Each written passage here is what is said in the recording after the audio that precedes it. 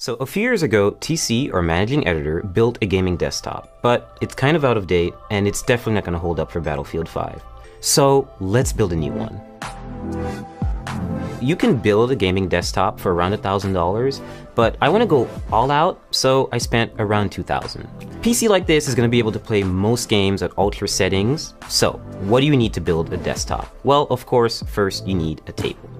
Preferably not metal. If it's going to be metal, have an anti-static working surface layered on top of it, a thermal paste applicator, an Allen wrench, some tweezers to tighten up the wires, a Swiss Army knife which hopefully has a Phillips head screwdriver in it, and last but not least, an anti-static bracelet, which is to protect you and the parts. These are the parts you're going to need, but more importantly, before we get there, we need to understand what these parts are doing and how they interact with one another. To better understand the parts that make up a desktop, let's try to understand them individually. The processor is like the computer's brain, a base of calculations that control everything the computer does. The motherboard is like the foundation, serving as a main structure for all other parts to be added to. It also allows the other parts to communicate with one another, which also makes it kind of like a nervous system. Graphics cards are responsible for rendering and processing visuals into what you see on screen. Our PC's power supply is of course channeling electricity, in that it adjusts and provides the right amount of energy to keep it running. Last but not least, RAM, or random access memory, and your hard drive are good examples of short-term and long-term memory, respectively. If you want to better understand what kind of computer to build, then first figure out what you want to use it for. A gamer might care more about a graphics card than, say, a video editor who might want extra RAM to assist with editing large files. If you're building a budget build for video streaming, say under $1,000, you want to focus on parts, like a Core i5 or Core i3 processor, that require less energy. They'll be less powerful, but then you'll be able to scale back the cost of several other parts. And if you need help choosing the right parts for your build, there are sites like PCPartPicker.com that help show presets for which parts fit together, which sort of part conflicts you might have, and where to find deals on new parts. We have a lot of boxes and a lot of PC parts, so it's best if you unbox them, isolate the parts that you really need, place items into the case, and make sure that they all fit, and then start working. And now we're really going to start building by adding the motherboard in. Some notes about installing motherboards: they're really delicate, you should be really careful with them, and screw in with confidence, but also don't screw in too hard, otherwise you could crack the board. I chose Asus's Z370 motherboard for two main reasons. One, it has built-in Wi-Fi and Bluetooth, and also it has support for NVMe SSDs, meaning you can get really fast SSDs that are really easy to install. Pay close attention to the brace that goes at the back of the computer. You always have to make sure that you really hammer it in, because there's no screw, it really just has to go outside of the case and clasp onto the frame. And this is very important because otherwise you can't align the motherboard correctly with the holes. We're just going to start installing all 8 screws. So next we're going to install the RAM on the motherboard. I chose Corsair's 16GB Vengeance LED RAM for two main reasons. One, it has LEDs and we do like lights in our gaming desktops. Secondly, it's pretty fast RAM. It's 2666 megahertz, I believe, so it's pretty fast, and this motherboard supports that speed, which is most important. Open the slots first, and just aligning the stick with the middle of the strip, not with the end, and just lining that up with the logo. So once you hear that solid clasp and you don't see the gold connectors on the side anymore, that's when you know the RAM is in. Step 3, we're going to install the hard drive, or in this case, the NVMe SSD. I chose this format of solid-state drive so that I could input it into the motherboard without having to worry about extra wires or putting it in a separate part of the case and just getting really messy. This is from Kingston, and it's 480 gigabytes, so it's not a lot, but you can always upgrade this and swap it out, and it's only held down by one screw and the latch, so it's really simple and really straightforward. Speed for gaming is important when it comes to a hard drive. You want files to write quickly and you want games to load quickly, so that's why it's best if you use an SSD.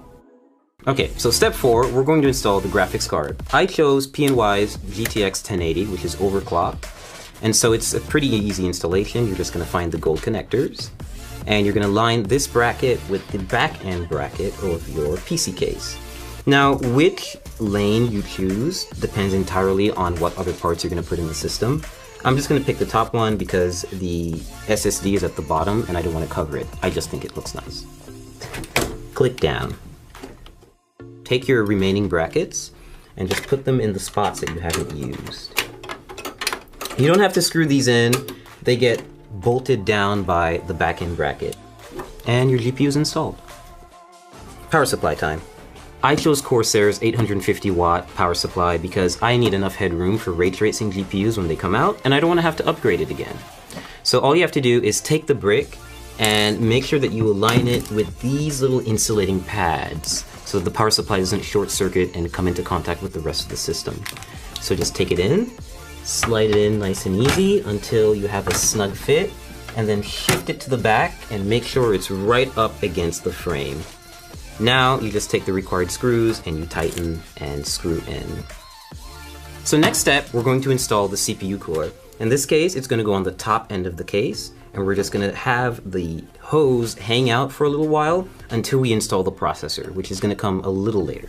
Always be sure to try to place it in the system first before you install it, because you can see it takes up a lot of space. But in this case, no pun intended, it fits in perfectly, and we're gonna start screwing it in. And so there's nothing special about this screwing in process. They're just really long screws because they go through the entire frame of the cooler, and they take forever. So next up, cables. Every power supply is gonna come with a big bag of Velcro cables. It's kind of daunting at first, so you always have to find the ones that are gonna fit. In this case, you need to match those cables with the correct descriptions on the power supply. Next step is we're connecting the power supply to the motherboard with a 24-pin cable.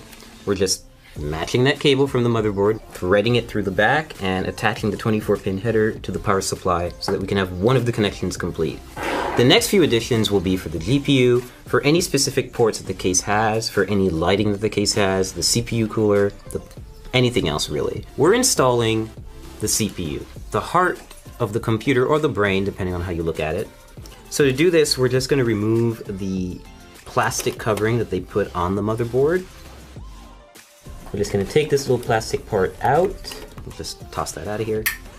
And now we have an exposed CPU holder, or rather slot, on the motherboard. And we're going to use the CPU applicator. This is a special little part that not everyone may get, but this motherboard that we got from ASUS definitely does have. It's called a CPU installation tool. It makes it really useful if you want to install a Core i7 hexa-core CPU.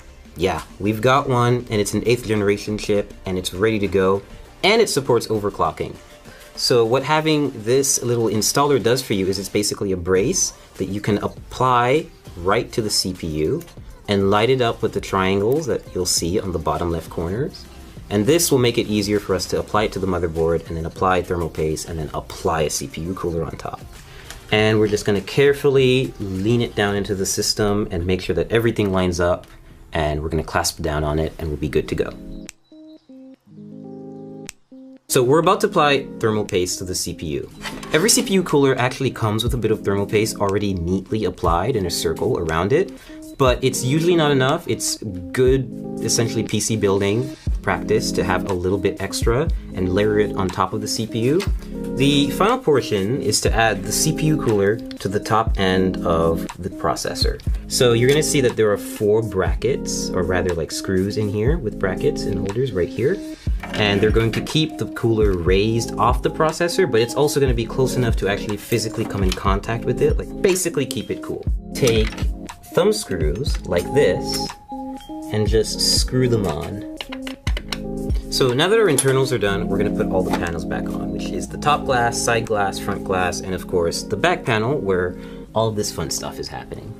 So we fully built the PC, everything's put together, and we got to the post screen. So what's next? Well, you need a USB flash drive with your Windows installation media on it, and of course a license key.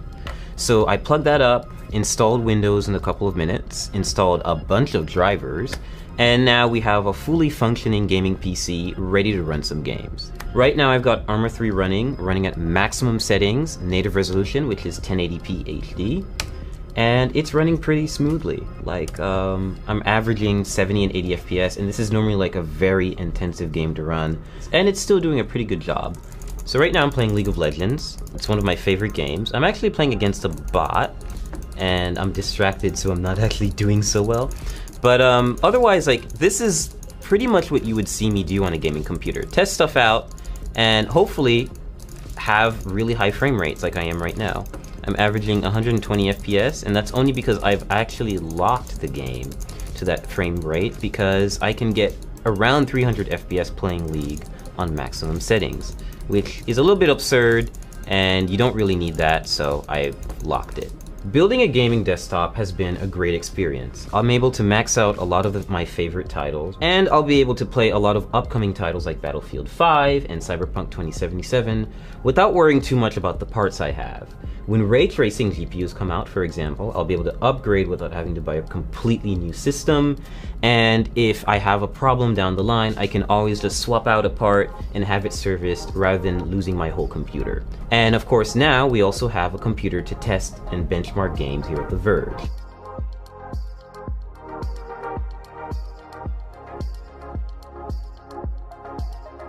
Thanks for watching. Let me know if you've built a computer before yourself, or how you would spend $2,000 on your own build. I'm really interested in seeing what sort of parts you guys would get.